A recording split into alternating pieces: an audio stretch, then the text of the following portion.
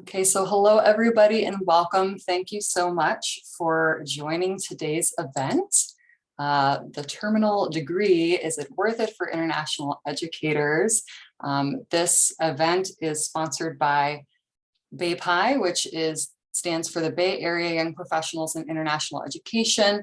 We are a volunteer organization made up of various professionals within international education and related fields, located in the San Francisco Bay Area. However, we've certainly expanded our network over the last few years in many of the virtual events that we've been able to do, including such as these.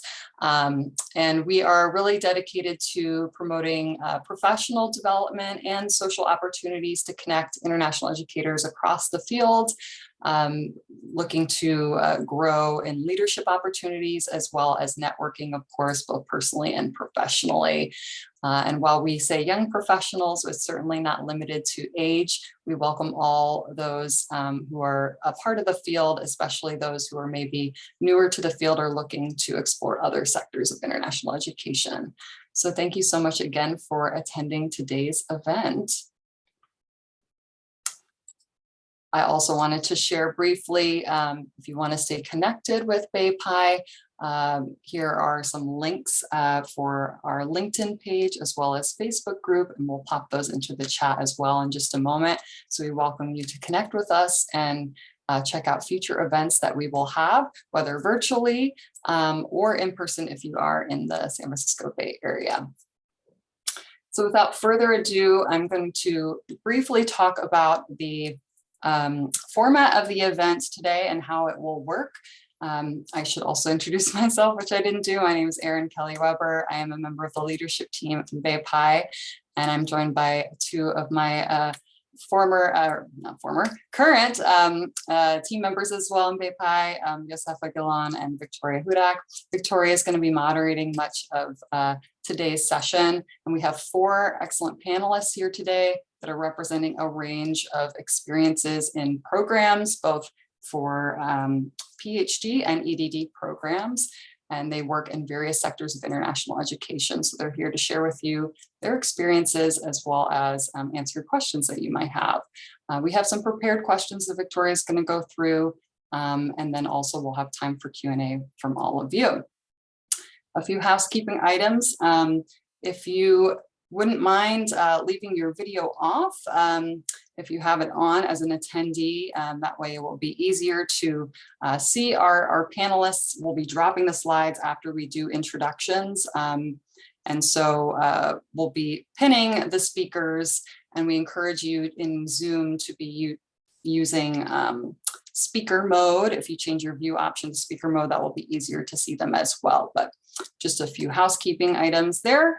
And all right, now we will get started and introduce our panelists. So as we bring up each slide, we'll ask the panelists to briefly introduce themselves, share a little bit about their bio and background before we get into the questions. So Dane, take it away. Fantastic. Can you hear me okay? Yes, we can. Great. Well, welcome everybody. My name is Dane Rowley, and he, him are my pronouns. I'm currently a student at the University of Minnesota, but I also, in my day job, am Director of International Admission at California Lutheran University in Southern California. I've been working in enrollment management since about 2004, and specifically with international students from around the world at the undergraduate and graduate level since about 2005, and started my PhD program in summer of 2020, right as things were really starting to get interesting in the world. Thanks. Thank you so much. Good morning. My name is Miloni Gandhi, and I started my international education consulting firm in 2019, right as the pandemic hit, which made things very interesting. But I also am a faculty at the community colleges in the Bay Area. I currently teach global studies at Foothill, and I also do a couple of other things, but most interesting for all of you would be the program management for the Draper Hill Summer Fellows program at Stanford.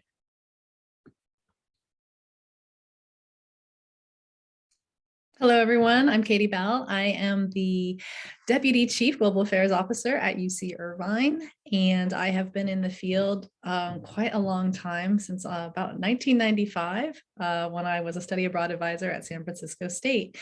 Looking forward to answering questions about why I chose to do an EdD at the age of 40, 15 years into my career field, and how it worked out. Thanks so much.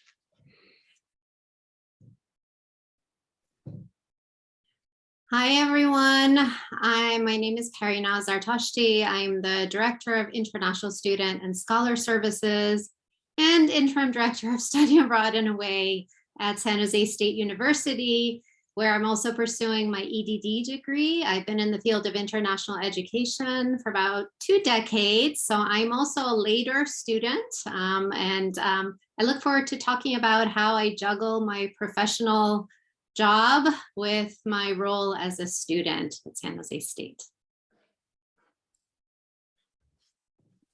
Great. Thank you, everyone. And I'll pass it over now to Victoria to get into questions. Okay.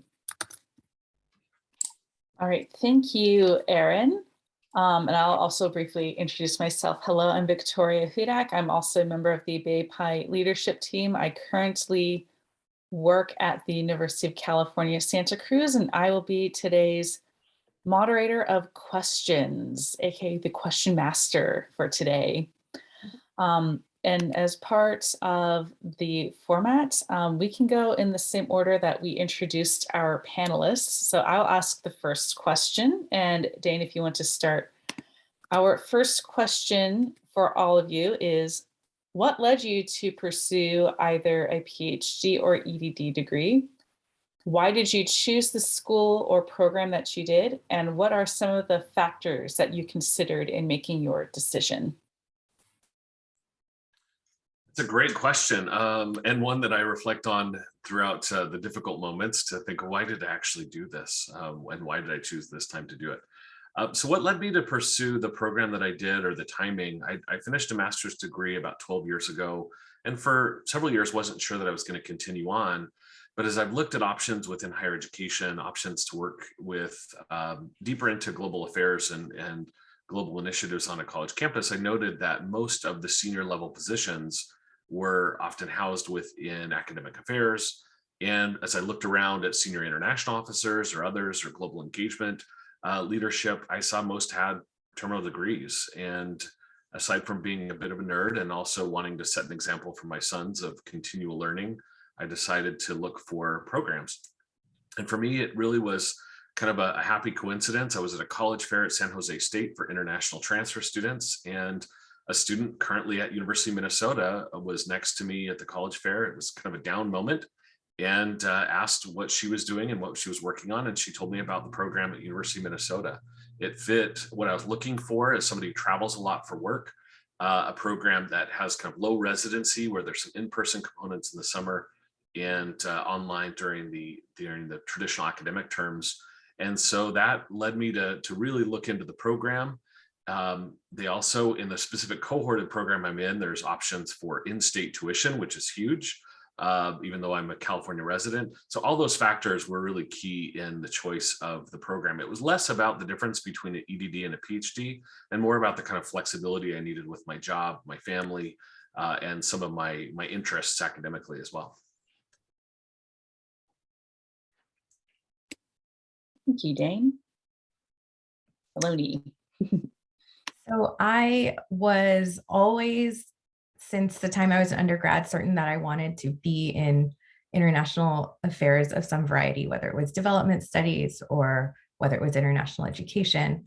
And I did a fellowship at the East West Center that kind of pushed me towards pursuing a PhD at the time that I did, which was 3 years after, I guess 4 years after undergrad. So I started at UCLA as a master's student, and that was a 1-year master. So it was a great test of whether or not I would like the program and the faculty.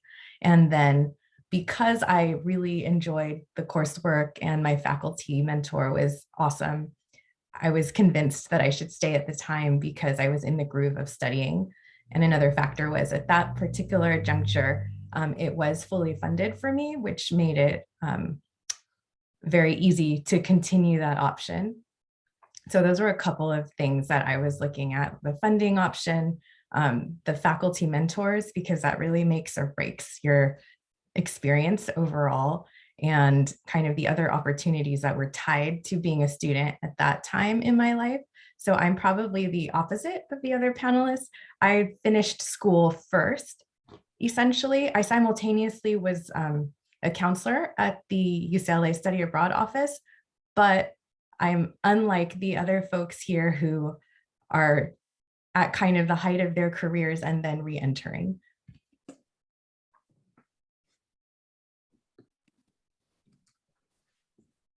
Thank you. Katie. Hello there. I started a little bit later, and I was really interested in the research side of international education, especially study abroad.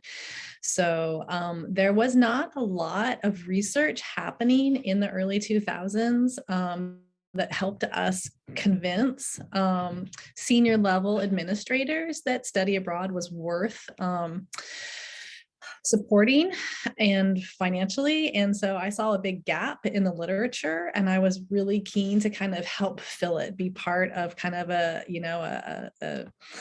new round of researchers that were going to try to fill in the gaps of empirical peer-reviewed data that would bolster some of the things that we were seeing as study abroad professionals anecdotally. Like, how could we put some of this into empirical research, start getting into journals, start partnering with other educational disciplines like education or social sciences to kind of push this forward and to kind of bring study abroad up to the level of beyond something that academics were saying, oh, that's just something that students do to have fun, that we were saying this is a very serious component of the learning that's happening at our institution. So I was really driven by that. I was also lucky in that I had actually looked at, this is a strategy for some of the younger people I was looking at, or even the middle age and the older ones. I was looking at programs that might be available at institutions where I worked, so I could leverage that as perhaps an employee benefit. I didn't have a lot of money, and I wasn't really sure if it would be at this late stage in my career, if I should really dive into that much student loan debt, if I would ever be able to pay it off. So I was lucky enough to be in the California state system. I was working at San Jose State, but I applied to that EdD program at San Francisco State. And at that time, there was tuition remission. So that was also a big factor for me. But I had applied to jobs at universities that did offer EdD programs in multicultural education or in international education. I probably looked for maybe 3 or 4 years before all of the pieces came together at San Francisco State for me.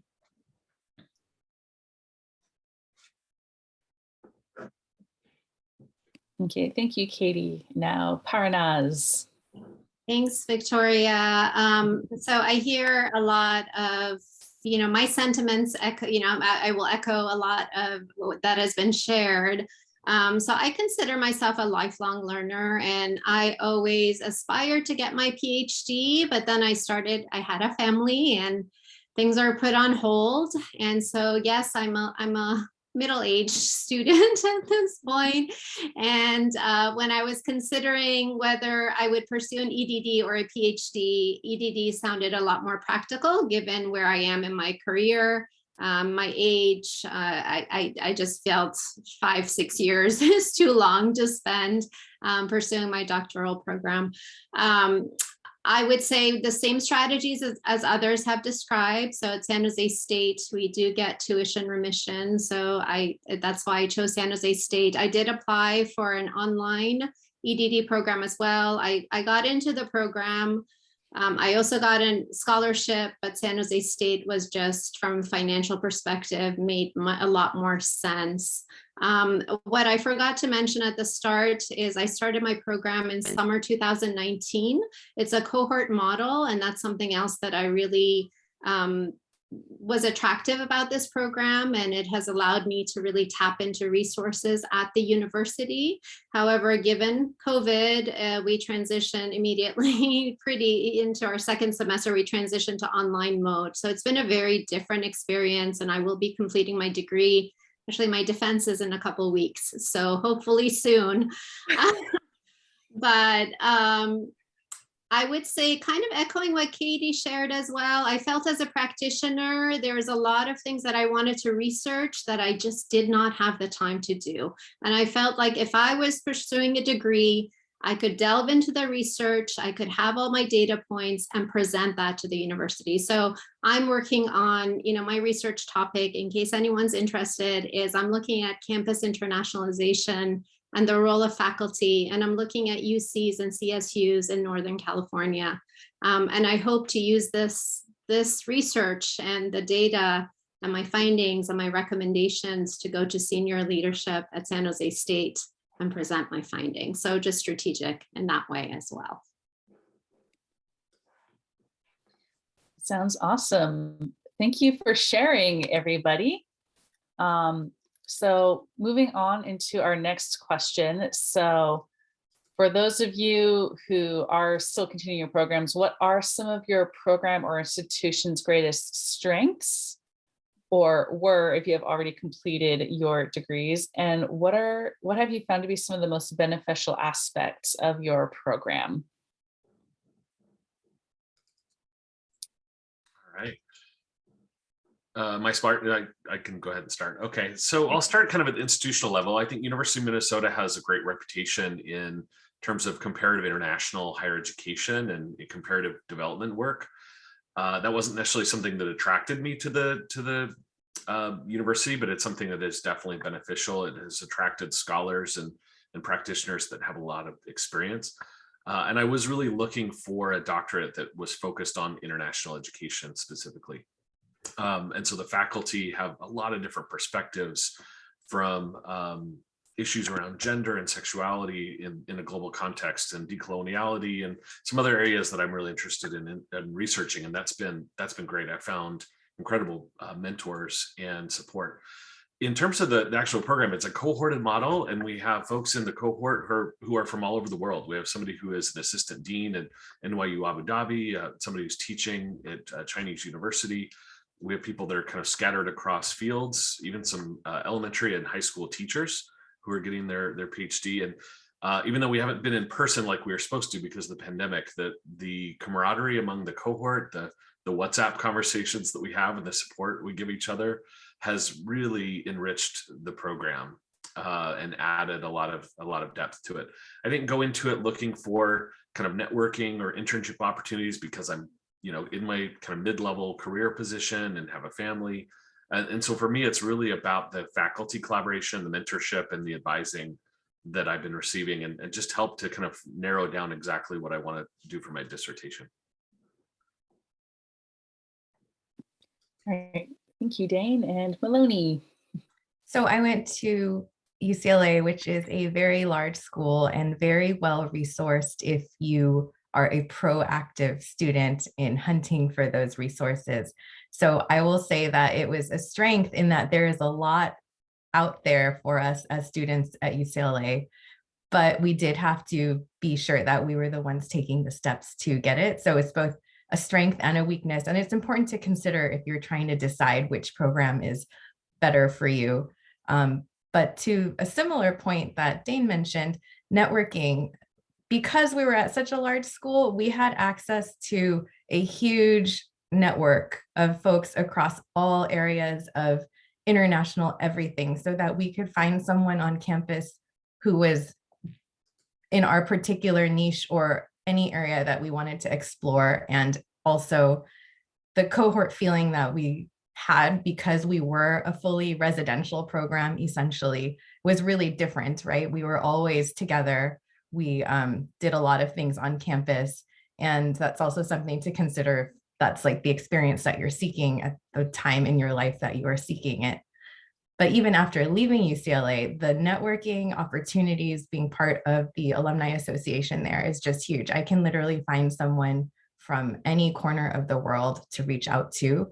And I'm still in touch, as was already mentioned, with a lot of my peers, and many of them have actually come to lecture in my classes, or the consulting opportunities that I've had have all come from my network. So that, I think, is probably the greatest strength. My faculty mentors, again, were wonderful. Unfortunately, they're older and some have passed away now, so I can't speak to whether or not the same folks who are there right now provide the same support that I was provided, but I can only assume they would. But I'm not going to recommend my mentors at this point in time because they're not there anymore. So those are some of my top strengths for the program. I'll just jump in. I think I'm next in line. I went to San Francisco State, and again, I chose that location. It was 2013. Everything was in person. I was living in the Bay Area, and I was getting tuition remission for that program. Even though I was working at San Jose State, they didn't have that EDD up and running yet in 2010. That's how that worked out. But I really liked the social justice component to the San Francisco State program. That was a very important piece. And it worked very well with my dissertation topic, which was talking about internationalization and equity issues. So that worked out really well. It was a little bit of a challenge because I was this particular EdD program, and you may want to research this when you're doing it, was really focused on K-12 and community college education administrators. There weren't as many four-year university people doing research in the EdD program because the CSUs have set up the EdD to be specifically for K-12 and community college administrators. So there were 4 people in my cohort of 20 that were doing higher ed, that were doing four-year university. So that was a little bit, sometimes the coursework was a little bit less engaging for me. There was classes on how to bridge the achievement gap in math classes, which didn't hold a lot of value for me, but it was interesting to learn more about K-12 and community college educational issues. So I just kind of had to take that. But the other thing I would say that I really liked about the program that you may want to consider, especially if you're thinking about PhD versus EdD, is the EdD is often in a cohort. So you're just in a cohort is just a group of people that run through the same classes at the same time, and you see the same people and the same classes every semester, and you kind of become a little bit of a group. It's a little bit of a bonding exercise. So I had the same. Actually, we dropped down to 16 people after a couple of semesters in my cohort for the duration of the program, and that's pretty special, and it was very enjoyable. I know people that are in PhD programs, it can be a little more isolating, especially when you're in that research phase and you're writing and you just don't see anybody. You only check in with your committee or with your chair.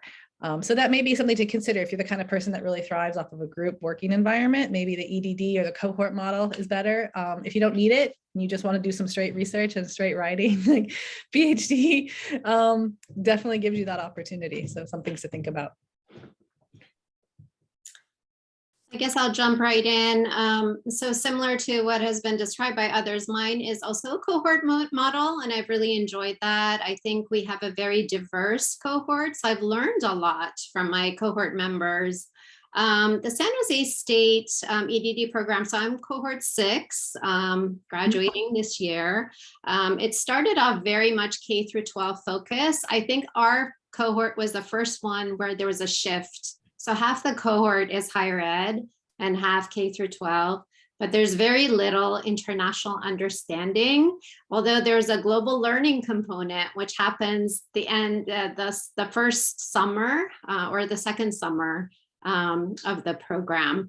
So I feel a lot of times I felt like I had to educate even the faculty, but they have been very open-minded about it. And I feel like they are now incorporating more international and global pieces into the curriculum, which has been really rewarding to see that happen. I think the other piece that has been really wonderful about this program is it's really allowed me to tap into the university and tap into the resources of the university where I not only am pursuing a degree, but I also work. So I've been able to really expand my network of colleagues, and part of that is because of the cohort model. So I've made connections with faculty, with administrators all around campus. So it's been very helpful in my professional role as well. And then the faculty are just very, very supportive. So if anyone is interested in the San Jose State EdD program, I'm happy to talk to you and share more details with regard to it. Thank you so much, Parinaz, and everyone else. We have one last third question that we want to ask everyone, and many of you have touched upon this answer already in some of your previous answers, but we want to kind of know more about how has this degree program that you have been in impacted your career trajectory? And let's go in the same order we've gone the last few times. So Dane, if you would like to elaborate. Yeah, it's a really interesting question, a really complex question, because it's not everything that I do in the program relates directly to my work, but I have found ways to infuse some of that. So for example, I took, in my first summer, I took a class in kind of advanced organizational leadership. And as part of that, we were to assess some organizational structures somewhere. I chose an office that was having some challenges on campus, and did a little bit of a breakdown on some things that could actually make that office better. I ended up then being asked to lead a search for that department. That is not a department that I work with or usually work with, because of the experience that I had and kind of diving into some organizational culture challenges that were there. I'm most interested right now in research, and the focus of my dissertation is on queer international students and the gaps, massive gaps in literature and research. And I find a lot of opportunities within the work that I do engaged with international students around the world, and high school students and high school counselors. Found a lot of opportunities to engage in dialogue and conversation, especially as students who can't come out or share their identities with their family or some of their local support structures, to provide training and the opportunities for high school counselors and guidance counselors. And it's a work in progress, and certainly I'm constantly kind of interrogating my own biases and my own kind of ways of thinking about things. But that's a way that I've been able to really combine my academic interests with some professional passions that I've developed over the years. And in general, I think just the coursework has been highly relevant to international education in the field of inclusive and dynamic and diverse leadership. And so that's something that's been really beneficial. And again, it's part of the ethos of, I think, of the program, the department at University of Minnesota. And I will add that they only accept students every 3 years for this cohorted program. And they are open currently for a start of 2023. So if you are interested in applying, their application, I think, closes in November of this year. So I'd definitely be interested in talking with more folks about that. Thanks. I think for me, it's interesting because the jobs that I had immediately after completing my PhD were not necessarily jobs that required a PhD. However, at the time that I was in the PhD pipeline, I had thought to myself that because I'm in the groove of school, I just wanted to finish the highest degree I could to give myself options in the future.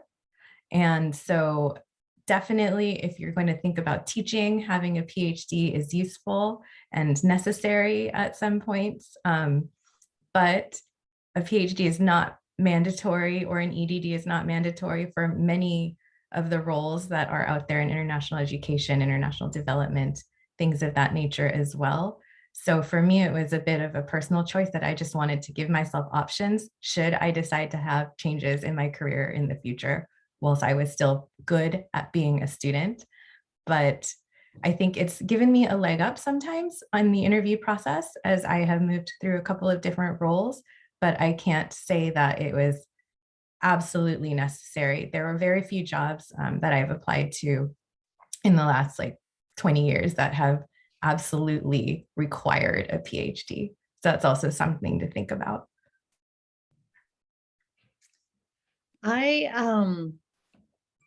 let's see, I would say it has had a very positive impact on my career trajectory. I actually ended up leaving San Jose State halfway through my doctoral program, and I was working at a smaller private institution, Dominican University. And I had the absolute joy of being asked to implement an international programs office, including international student services and study abroad, from the ground up. So here I was doing a year and a half of research on internationalization policy and theory. And then I was asked to put that into practice while right in the middle of writing my dissertation at my own kind of university. I could have easily used that as a case study. I chose not to, but it was the most amazing experience to be able to kind of put that theory into practice. And that's what I would say for me has been the most enjoyable part about this degree, is being able to, now I have the skills and abilities to kind of create a research question and develop kind of research methodology, and then work through the process of collecting data and writing that article and putting it up for review and seeing what the peers say about it, and ultimately hopefully getting published. I do really enjoy that process. I think that it's really, for me, it's a personal thing. And I would say that the job that I got after the EdD, I needed the advanced degree. And I would say that if you are thinking about going into senior level administration at a university, so something above director at a larger institution, or maybe at director at a smaller institution, but going all the way up to AVP or AVC, or at that higher level, SIO, associate SIO, they're going to be asking for a terminal degree. And, international education has really boomed since in the 2000s. And there's a lot more master's programs that do master's in international education. So that kind of raises the bar. And even though we don't have a lot, I don't know if we have any actually, of international education specific terminal degrees, I think that that's probably coming. And that I think that at these higher level, senior level administrative roles, that may be a requirement in the future. So for me, as I mentioned earlier, I did not pursue this degree really for, to advance my career in any way. It was more on a personal level that I just needed that extra challenge, and I wanted to be able to do research on a topic that I was really intrigued by, and I just didn't have the time or the resources while I was at work.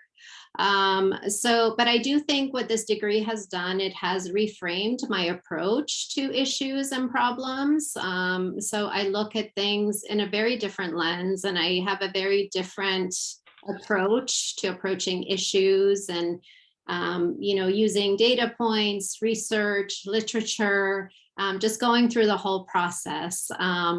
So I think that's what's been the most beneficial.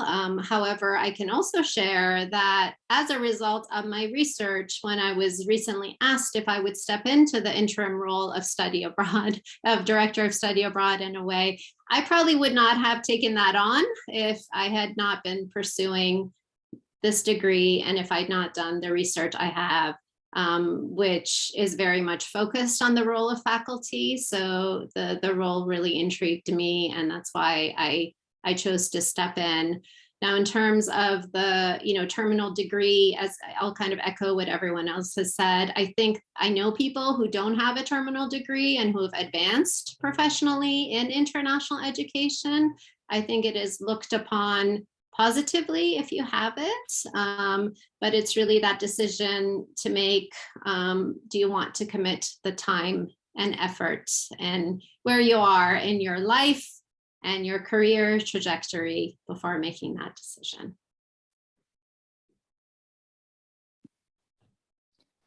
All right, thank you so much to all of our panelists, and for giving us your insight about your programs and how you got into those programs, how it's affecting your day-to-day. We would now like to open up this session to audience Q&As.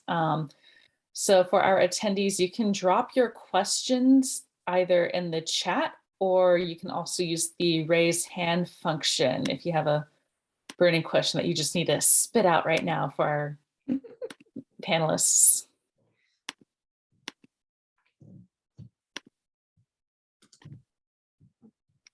And these questions can be for all of our panelists, or if you have a specific question for a specific panelist, those are all good. I think someone might have asked a question earlier about work-life balance. That might be something to address. I'll go first. Okay. Feel free to just jump in. Sure, You don't need to stay in order. Okay. You know, I probably, it took a lot of my time, and you should definitely think about it. It's a lot of research, it's a lot of reading, it's a lot of writing. It's a huge time. I found it to be a huge time commitment. So definitely think about that. I think that options to do online or remote learning also have kind of their pros and cons with that. But it was definitely, it wasn't quite 3 years. It was like 2.5 years total. And I was very determined to graduate on time. And I was just so glad that I did, but it was definitely a tough 2.5 years. So be prepared. I would kind of echo that. I think, I decided it was the right time for me personally. So my kids were grown up, they were in college, and, I told them I'm going to pursue this degree. And they said, Mom, you're crazy. Why are you doing this? But it felt like the right time, but it is a lot of time commitment. So if you have little ones, there are some people in my cohort who have little ones, who have other responsibilities. We had actually 2 people drop out of the cohort. And they're, I'm graduating on time, but there are many, many people in the cohort who are not graduating in 3 years. So just keep that in mind. It does take up a lot of your time. You need also, if you have a partner, you need their buy-in as well, just to let them know, I'm not going to be available on weekends, in the evenings. I feel for the past year, I've just been sitting in the same room, both for work and for school. I just don't move. I can't wait till it's all over. At least I can move out of this room, but just keep all of that in mind. And there are times when you feel like, oh my gosh, this is so much. And that's when the cohort model, for me, has been really helpful. I've really bonded with like 3 to 4 people, and we'll text each other, we'll meet up in Zoom and just really support each other and vent a little bit about how frustrated we're feeling, and pushing each other to make it over the finish line.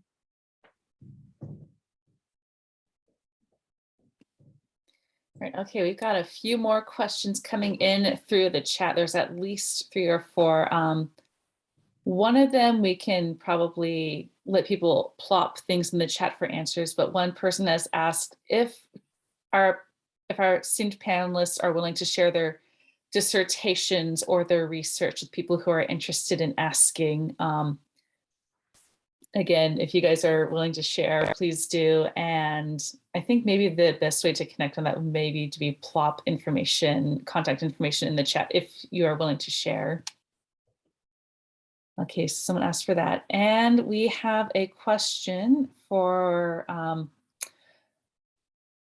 oh, this is a good one. So one attendee wants to know, if you considered both EdD and PhD program options, how did you ultimately select one over the other? I can start with that because I think my answer is fairly straightforward. So I think given where I was in my life and the amount of work experience that I had, I didn't feel like I would be a good fit for an EdD program because I was able to take the time off to be a full-time student, just rolling in from the master's into the PhD. And also I wanted, like, again, it's a personal choice that I made, that I wanted to dedicate all my time to my scholastic endeavors and things that were afforded to me as being a student. So I wanted to do the deep dive into research full-time. I wanted to take advantage of all of these student opportunities at all times that could be offered. And I think for many of my colleagues who have had to make the similar choice, and many of you who are on the panel today, If you are in a full-time role that takes a lot of your time and you're doing the EDD, like it's really tough to pick and choose what you can dedicate your time to in terms of the extracurricular activities. I wanted to be able to do research abroad. So I took my third year of my dissertation to be away from the States. And if you have a full-time job, that's sometimes challenging to get your approval from your supervisors for. So a variety of things like that. And it was harder to find funding for EDD programs when I was going to school. So it was the time period I'm talking about is 2005 to 2010. And things might be different now as EDD programs are more numerous. There were very few when I was comparing between the PhD and EDD options, but the funding was definitely more attainable if you were willing to be a full-time student. So those are a couple of thoughts on that. I can jump in. So again, it wasn't necessarily a deal breaker or the most important thing, but I think for me, a PhD offers a little bit more opportunities in the future, perhaps. There are a lot of teaching opportunities within EDD, so it's not that that's necessarily limiting, but if I did want to go into a research role or into a full-time faculty role, it does provide a little bit more of a theoretical background in addition to the practical aspect. I don't know if there's a lot of difference depending on the program of rigor between EDD and PhD.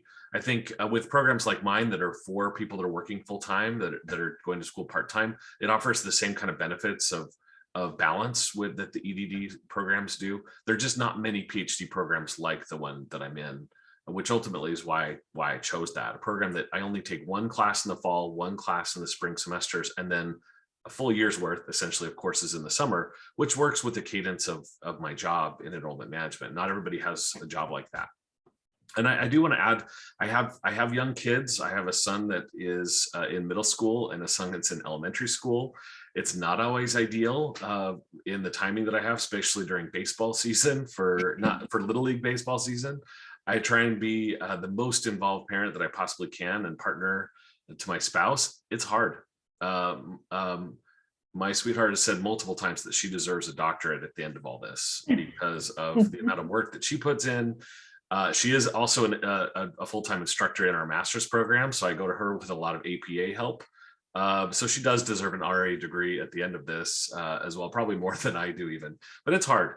Honestly, there are times where there's a reason why people stop out that have young families. There's sacrifices. There's some moments that are really challenging. And I think for me, the heart of it has to be that the topic that you work with, that if you feel a kind of internal passion and drive and obsession with your topic that you think is important for the world and for students, then that kind of keeps me going, even at those times where I feel like I'm making a lot of sacrifices. I had a 10-year-old son when I started the program, and I was a single mom. And there were times when I had to bring him to class with me, something fell through with his dad, or, the care situation that I had. So there was a lot of jumping. And then, of course, trying to find time to sit down and write as much as I possibly could. So it's a lot of juggling. But my son gave me a pen when I graduated, and he was so excited about this pen because he saw it at the store, and it was called a PhD pen. And I don't know why, but it was both a pen, a blue pen, and a black pen and a pencil. And for some reason it was labeled the PhD pen because it could do 3 things. And he thought that was the best. And that was my gift for graduation. And it was like the best gift I ever had. Yeah, so I don't have anything more to share than what the other panelists have shared. I think just really think about your next 5 to 6 years. So, if you're considering a PhD or EDD right now, where you will be at a personal level and then professional.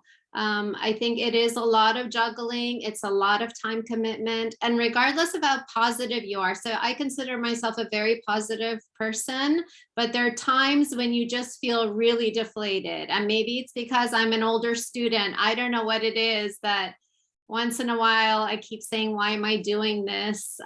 So you have to be really prepared mentally, but you also need that support system either at home, within your cohort. You need your supervisor support. So all of that, I think, is really critical. There are pros and cons to each. I think it just depends to each degree. I think it just depends on where you are, really, personally, professionally, how old you are. Unfortunately, that does play a role. I would say if I were younger, I would have probably pursued a PhD so that I could teach, ultimately pursue a faculty role. But I've come to terms with that, and I know that I will continue to, probably be an administrator. So those are some of the questions you want to reflect about. Thank you, everybody. We have multiple people asking, kind of wanting more details of how you financed or found funding for your programs. I think everyone's very curious to hear about that and options in terms of finances and funding programs when you go for a terminal degree. Well, I would like to just jump in because I left San Jose State, as I told you earlier, where I was getting a tuition remission in the middle of my program and went to another university. And I actually, I got an offer and I counter offered asking for for the new institution, Dominican, to cover my tuition because I was right in the middle of my program. And I happen to know, and this is good information for those of you out there, that many universities do have a line item in academic affairs in the budget to do to help the faculty advance to hire to terminal degrees. So sometimes faculty will be hired with that master's and the university will have money set aside to support the faculty to go from master's to PhD. It's not that common that they do that for administrators. But I made the ask and with my counter offer, and that's what I got. So I asked for kind of a salary bump, and then I asked for my tuition, and they said, well, we won't give you the salary bump, we'll give you the tuition. And so I was able to get my tuition paid for by my other institution. So that might be something to think about if you're switching jobs or if you're currently employed. Do they have some type of a line item in their budget that does support advancing academically? I can also add, if you're applying for a traditional PhD program where you're going to be in 12 units or so every quarter, I'll say quarter because that's what we did at UCLA, most PhD programs should offer you either a graduate student research position or some sort of a role that then will reimburse your tuition in addition to giving you an hourly living stipend. And I personally feel like if your program isn't willing to go up to bat for you on that front, then that's probably not a program that values you as much as they should. So definitely know that many schools do offer that. And if they're not offering it to you, that's something to also consider. Why are they not offering it to you? Because certainly some of your classmates might have some offers like that. But if they don't, and your heart is set on a particular institution, there is also room to find funding and graduate student research positions after you get there. So if you are able to make the first year or the first quarter until you network and find someone who's willing to offer that to you, that is another opportunity as well.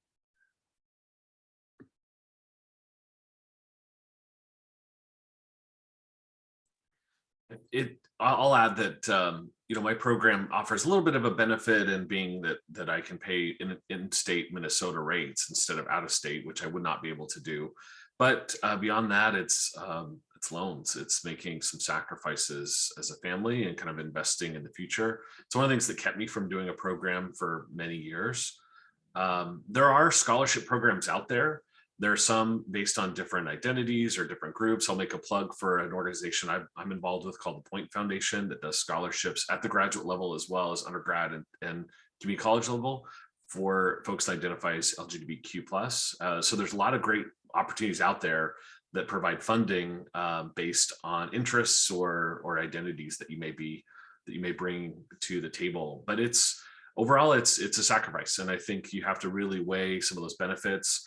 I love the advice that Katie gave, which is to maybe look for a job at a place that offers tuition remission and have that be a benefit. And I think the job search market is so fluid right now with so many people coming and going, and negotiation is so important. I think that's one of the most important things probably that we can take away from this is you negotiate when you get job offers for these things. Even if maybe the university can't help pay for it, maybe you just negotiate to have some flexibility with your time so that you can devote some work time to your doctoral studies as well. Thanks. I'll just share. So at San Jose State, there is a tuition remission, which is huge. I mean, that was the that was my decision point. But I will also share that I'd also applied to one other programs, and it was Johns Hopkins, and it's a fully online program. And they actually gave me a pretty hefty scholarship. So a lot of these programs do have scholarships, but it still did not match what I would get in tuition remission from San Jose State. So definitely look into that. When you apply for programs, look into the scholarship opportunities and ask for more. Because I know when they initially offered me something, I wrote back and I said, well, I'm trying to decide, can you give me more? And they did offer me more. They gave me a pretty good amount, but the San Jose State one still was a lot more than what they were able to offer.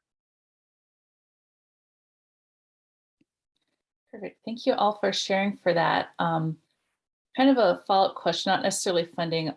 Many of you have touched upon work-life balance between working on your degrees and personal lives. We've had a few people ask questions. They want to know more about balancing, pursuing these programs, especially if any of you are doing this part-time, and balancing that with professional obligations or getting employer support in continuing and pursuing these programs. Would anyone like to share their experiences? I had to just save up some vacation time. And right when I was kind of finishing up the dissertation, the writing component, I just took 2 solid weeks, just 2 weeks. So I could just finish the last, 2 chapters and then work with my chair to fix everything else, which was really nice to just have that time. And I know people that will like,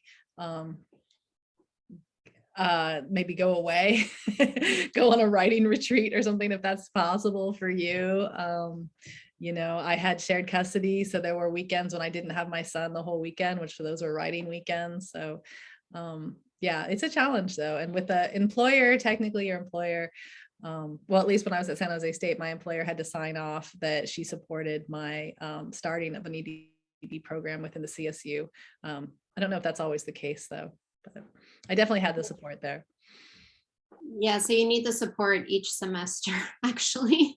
But I would kind of echo what Katie said, is I have been taking blocks of time off just to devote to writing, because I feel that when I'm juggling work and school, it's just a lot, especially this past year when I'm actually doing the research and writing. So there are strategies that you can make it work. But once again, it is a lot of time commitment, regardless of whether or not you use vacation time or whether or not you use your weekends, and you kind of figure out your rhythm, and each person is different. I have cohort members who wake up very early in the morning and they work from 4 a.m. until 8 a.m. before their kids are up. And for me, it's been mostly evenings and weekends that I devote to this. So it just depends on who you are and what your, how you work and when your brain works the best. But there are ways to make it work. And as I said earlier, there are people in my cohort who are not graduating in 3 years, and you have to be okay with that as well. For me, it was like, no, I need to graduate on time. I just need to do it. But for others, they're like, as long as I get through this program in 5 years, I'll be okay. So just be okay with whatever decision you need to make to juggle everything.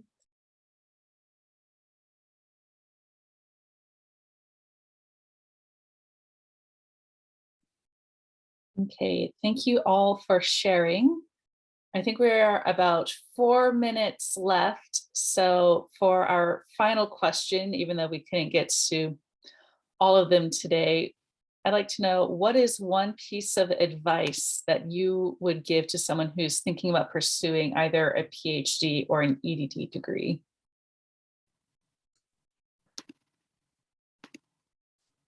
Feel free to jump in. I would say you need to be committed and very interested in your topic. Absolutely.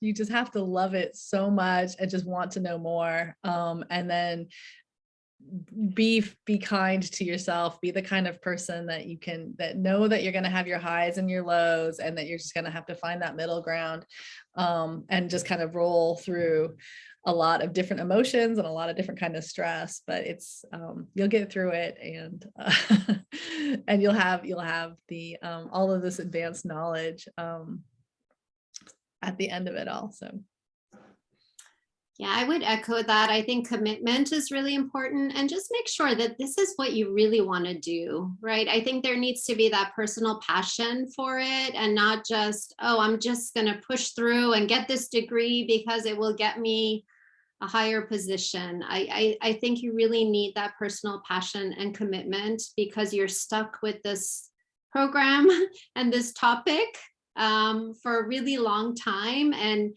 I can share with you, although I'm very passionate about my topic, I'm at a point where I'm really sick and tired of it, and I just can't wait to be done with it. But I'm only 2 weeks away from my defense, so I think that's kind of normal to be there. I'll jump in and share something that my advisors told me. The best dissertation is a done dissertation. So just write it, even if you're sick of it, even if you don't think it's good enough, just put it out there. It's only the first piece of your scholarly body of work that you're creating. It's not going to be what people remember you for. Unfortunately, we all think it's going to be what people remember us for, but I think I've checked how many people have ever checked out my dissertation from the library. And let me just say, it is less than 10. And it's been out there for at least a decade now. Yeah, those are great pieces of advice. I think the point about kind of the head check and the gut check is really important. It can't just be about ego or about the title. It has to be deeper. And I think I personally think that if it's a topic that you do care about, that it kind of fuels some fire in you. I think that's really important to get you through some times. One of the things that I feel like I wasn't warned about or told before I started this program is how isolating moments can be. I'm in a process right now, the written exam, where we're not allowed to get help from our advisor as we're writing this huge part of our paper over like 3 months, which I think is kind of academic hazing, but it is what it is. But the isolating experience of being alone and pushing through it, and there is support, but there are moments where you just have to do it. And so you got to find ways to kind of fuel that passion. And I really think it is a kind of a head check and a gut check as you're starting, and maybe a wallet check too, about the path that you want to be on, and what's the benefit down the road in terms of career or salary, other things that also might make it feasible on that financial investment side.